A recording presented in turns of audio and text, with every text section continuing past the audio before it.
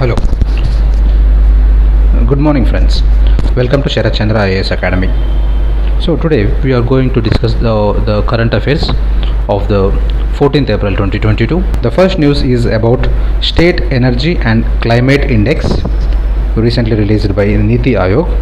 And the second is about the details of Jyothiba phule, Mahatma Jyothiba phule, who was one of the social reformers, the greatest social reformers India ever produced. And third news is about the 2+2 dialogue, which is an important topic in foreign policy. And fourth topic is about megalithic stone jars which were found in Assam.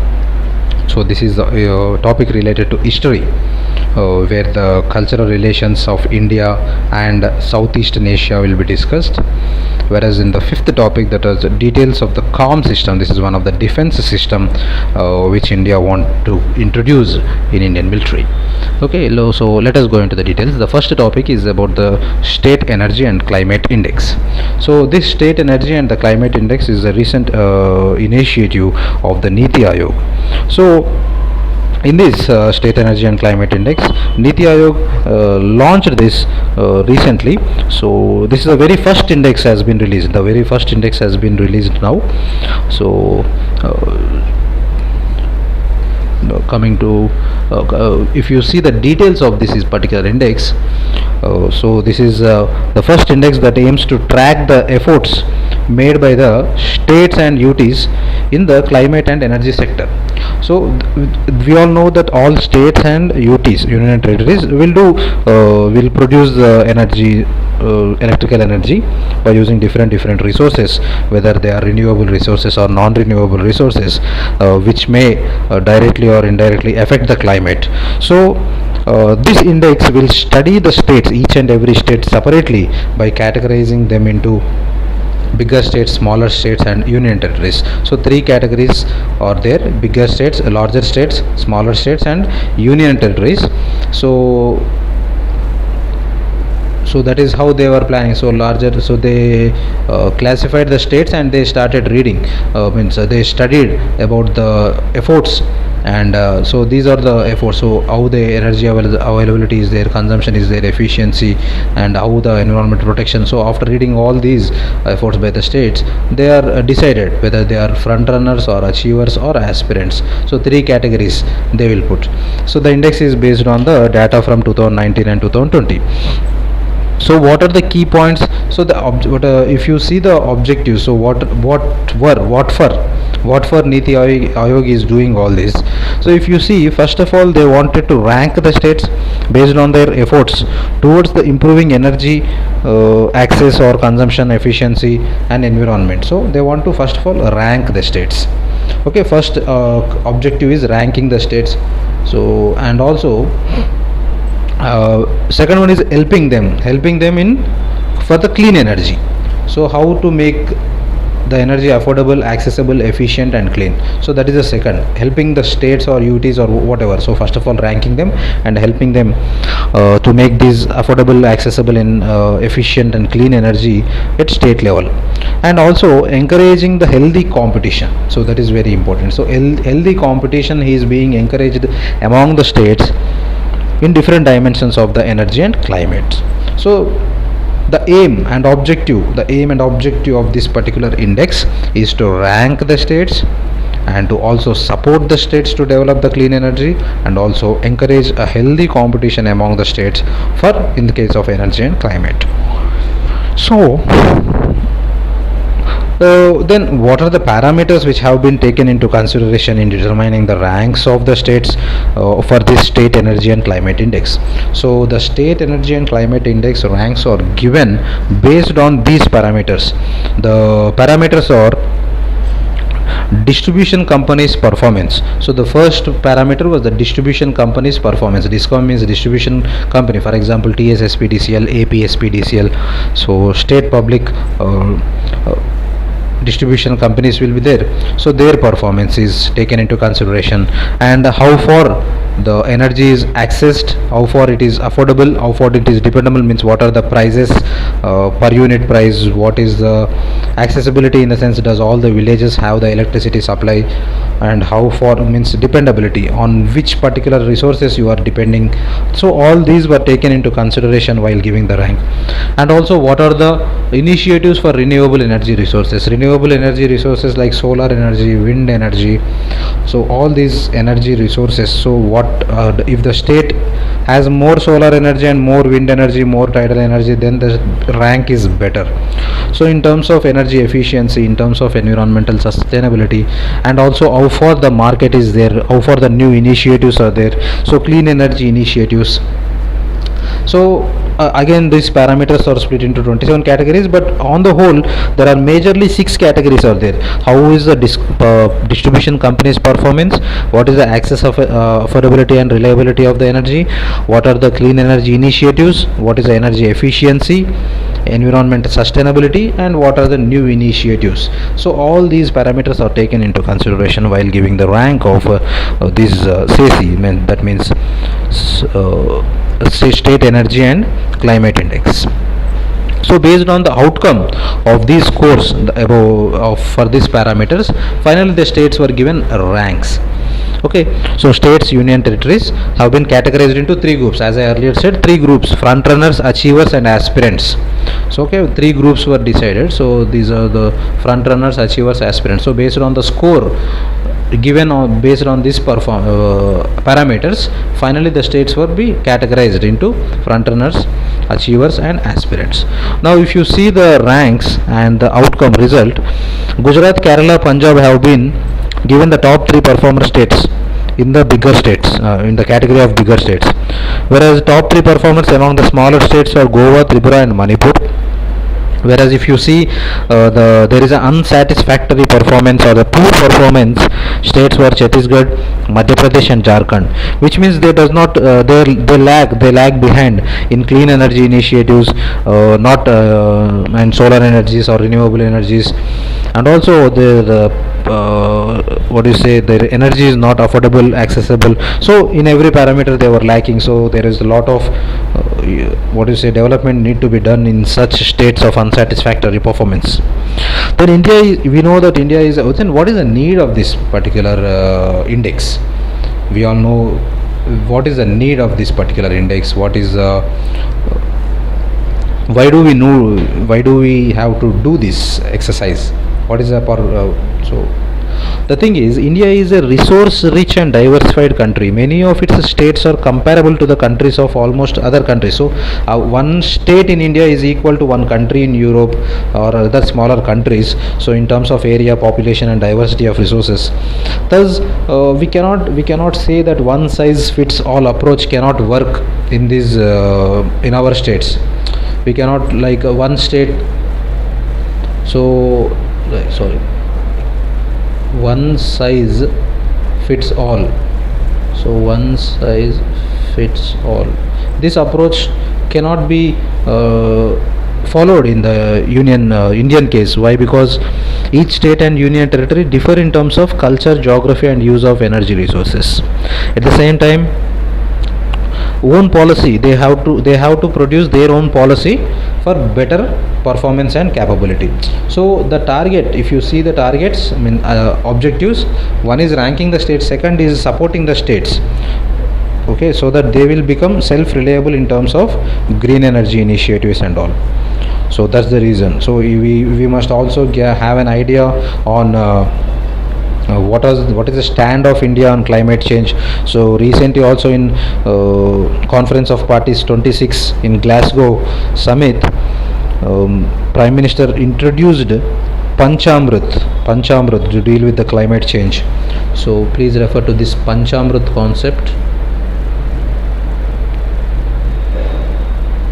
So Panchamrit was introduced in the COP 26 2015 by Prime Minister. So where we mentioned all the points like non-fossil installed capacity to increase up to 500 gigawatts by 2030, 50% of electricity requirements from renewable resources from 2030. So all the targets for 2030, total projected carbon emissions of 1 billion tons from now onwards till 2030. So economy by India will reduce the carbon intensity of its economy by 45%.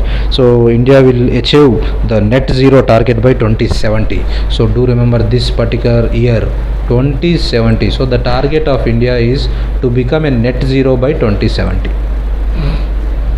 So that is what our target, that is what the Panchamrit concept which has been introduced by Modi in COP26. Right. So going into the next news. The second news is about the details of Jyothiba Phule. We all know that he is a great social reformer the India has ever produced. So this social reformer, so when you see this man who struggled all his life, who worked all his life for the betterment and for the upliftment of the weaker sections, in particular the women. So the weaker sections of the society, in particular, he worked for the women empowerment, and he more concentrated on educating the girl childs, because you know the education is ground for the development of any particular society. He recognized the importance of the education. That's the reason why he started so many schools, particularly girls schools, and he encouraged the weaker sections of the society to take the education, and which of course will guide them towards the development.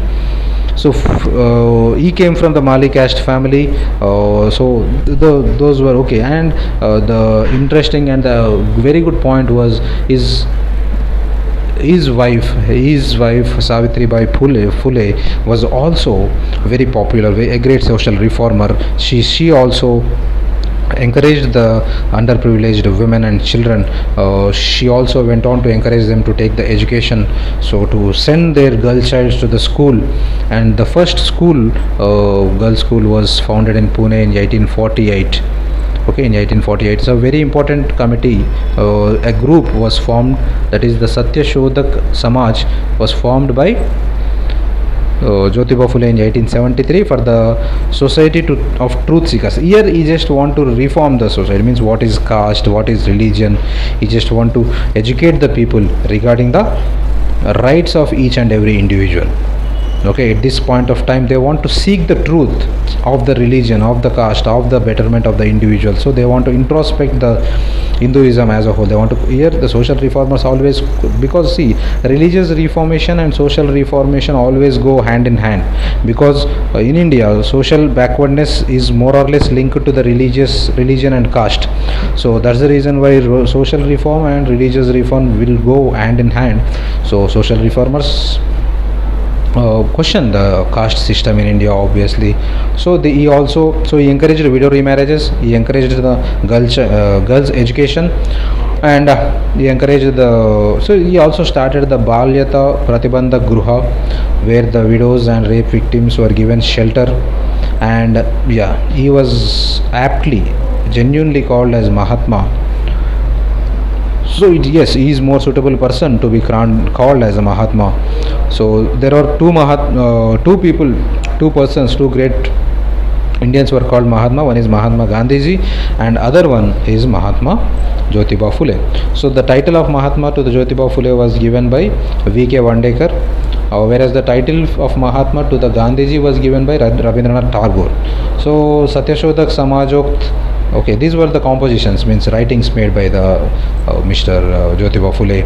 So Mangalashtaka, Sarva Puja Vidhi. So in the medieval history, this particular topic is very important for you. In the modern history, where we are introspecting our society. So before the starting of national independence, one has to get complete confidence of their society, because if you see the Britishers were saying that they came to India for civilizing mission,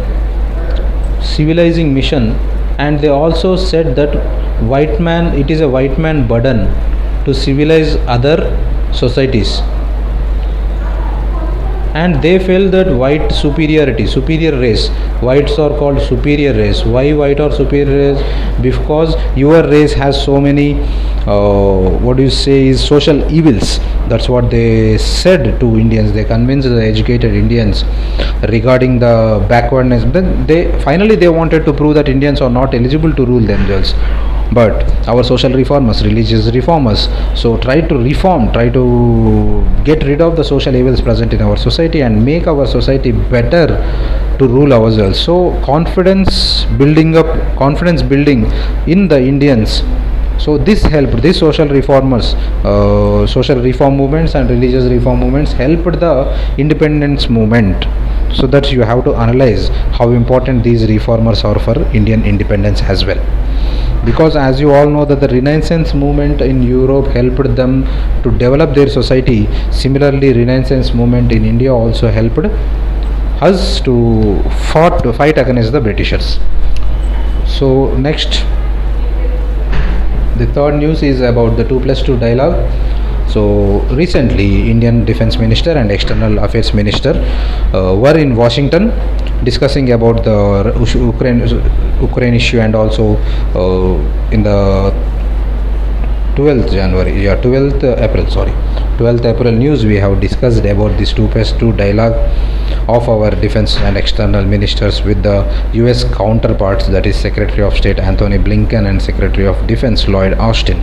So there was a virtual summit between Modi and Biden, also Prime Minister of India as well as President of US were also met virtually in context of this particular summit. So 2+2 dialogue was very important initiative made in the foreign policy, where the foreign minister and defense minister will meet and discuss their strategic and security issues. Okay, so this will allow the partners to better understand each other and to build a strong relations, and also both from political point of view as well as security point of view, defense point of view. So the global environment will become more peaceful because these two foreign affairs and defense ministries are very important in terms of global relations. So we have 2+2 dialogues with 4 countries. They are US, Australia, Japan and Russia. So except Russia, other 3 countries like US, Australia and Japan are part of our Quad.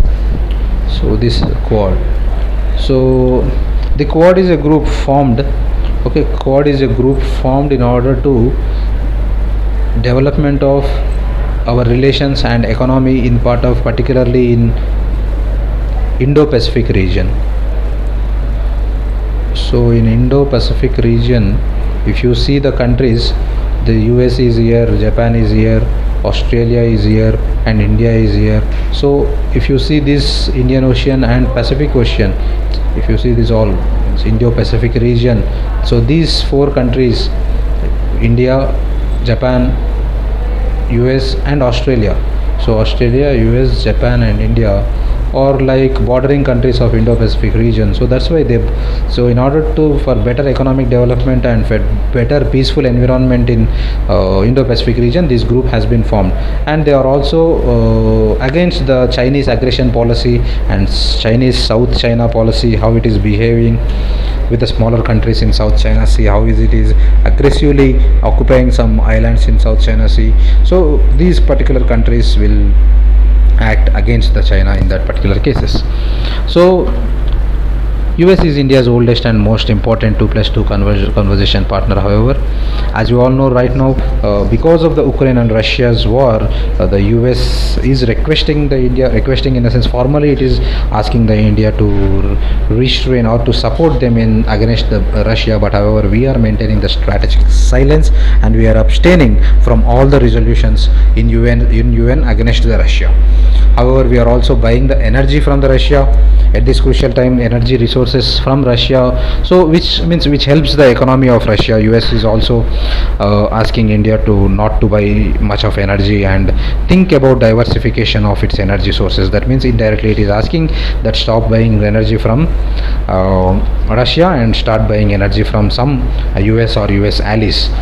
Okay, so that is what all about the talks which are been going on, not only about this Ukraine and Russia, some COVID-19 and some relation in defense relations. All these were discussed in this 2+2 dialogue. So earlier also 2+2 dialogues gave very good outcomes with US. For example, the 2+2 dialogue of 2018, 2016, 2018, 2020 came out with the signing of agreements of Lemova, Komkasa and Beka. So this Lemova agreement, that is logistic exchange memorandum of agreement, through this agreement we are able to exchange all the information, secret information of. So this helps us to develop our defense and to develop our intelligence, so where the information will be shared. And at the same time, communication compatibility and security agreement, where the some what can you say, some technologies, classified technologies from USA will be transferred to India according to the Komkasa agreement. And also basic exchange and cooperation agreement, according to this agreement, the very spatial, means geospatial data will be provided for India from US. That means we can be more precisely know about our enemies, movement of our enemies and all. For example, that geospatial data, that through their satellitic pictures, through their satellitic videos, US will provide us the exact location, spatial determination, okay, geographical location of our enemies. So more precisely we can use our weapons and missiles. Okay, that is what the advantage of Beka. So this Lemova, Komkasa, Beka, all these are outcomes of the 2+2 dialogue. So that's the reason why we can say that the 2+2 dialogue with US or with Japan, Australia or Russia are a very good initiative in the foreign policy, and it is yielding very good fruits, we can say. So the next topic is about the megalithic stone jars in the system. So the stone jars were recently unearthed, or been taken out by discovered in Assam region, in Assam, Dima Hasao district of Assam. So okay, the megalith stone jars were discovered. So we all know that in the ancient history we read about the lithic period, right? Like the Paleolithic, Mesolithic, Neolithic. Okay, so in that lithic period, Stone Age, so we discovered a megalithic stone jars here in Assam, possibly second millennium. Yeah, so it is expected that these particular stone jars belong to the second millennium BC. And okay, the importance of this particular discovery is, if you see the Assam, okay, if you see this Assam, for example, if this particular is site India, so here you have Assam. So if this is Assam region, northeastern region in particular, and the northeast is sharing border with Myanmar. So then again the countries continue, like Thailand, Laos, Cambodia, Vietnam, so Singapore. So all these Southeast Asian countries have a cultural relation. Means this particular discovery proves that the cultural relation of these Southeast Asian countries with Northeast India dates back to the second millennium BC. Okay, so we are guessing, today we can easily say that okay, there are Southeast Asian countries cultural relations with the northeastern countries.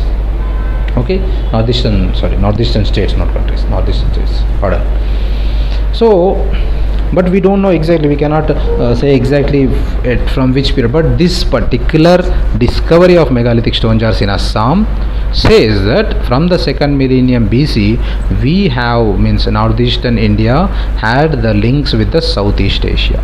These jars were originally in the Assam, the jars were discovered in 1929 itself by the British officers, but however the experts believe that these jars and the megalith stone jars now discovered are similar to the jars unearthed in Laos, Indonesia. Okay, so even though their dates are not yet been determined, but so it is very similar. So the jars are discovered in Assam, and jars are also discovered in Laos, Indonesia. So by which we can say that there was some relation, means cultural relation, trade relation, okay, between the Northeast and the Southeast Asian countries, right? So they are same in terms of the typology, morphology. So the same types are there, same shape, and material used are also same. So that's the reason why we can establish, so through such discoveries we can establish the cultural and trade relations between the India and Southeast Asia in second millennium BC, right? So this is the importance of this particular news which may be asked. Next, details of the CALM system, CALM system. So this is a defense system. Okay, this is a defense system. So the CALM system is nothing but the canister launched anti-armor loiter ammunition system. It is a simple way. It is the simpler thing to understand. Very simple. The CALM thing is very simple. So the name itself says. So there will be a drone. Okay, to that drone, ammunitions will be attached. Okay, drone. You all know the drone. So for this drone, ammunitions are attached. For example, if suppose this is a drone, imagine this is a drone. So for this, some small missiles will be attached. So this drone will have a camera. Okay, camera. So this drone is allowed to fly into the territories, enemy territories, or the war zones. So they were operated through the remote. This drone which has the missiles attached to it and camera attached to it is sent into the war zone or the enemy territory. There we can precisely observe the location of the enemy tanks or enemy groups, and we can launch an attack by using the missiles attached to this drone. So this is done very silently, very calmly, though such is the name given to the CALM. So as it is very calm process, means so that's the reason why the name is given as CALM. But however, the canister has launched this. So now the thing is, what is the importance of this CALM system now for India? So if you see the details, if you go into the details, recently the Indian Army has issued a request for information, RFI, request for information, RFI. It is known as a request for information, RFI. So for the canister launched anti-armor loiter ammunition, for the canister launched anti-armor loiter ammunition of its mechanized forces. So earlier Indian Army has issued such type of request of information for the supply of articulated all-terrain vehicles to be deployed in Ladakh or Kutch. But okay, this is like a second request for information. Earlier also such requests, RFIs, request for informations, have been made by the army to be used for some vehicles, all-terrain vehicles. Okay, for earlier they made a request for vehicles.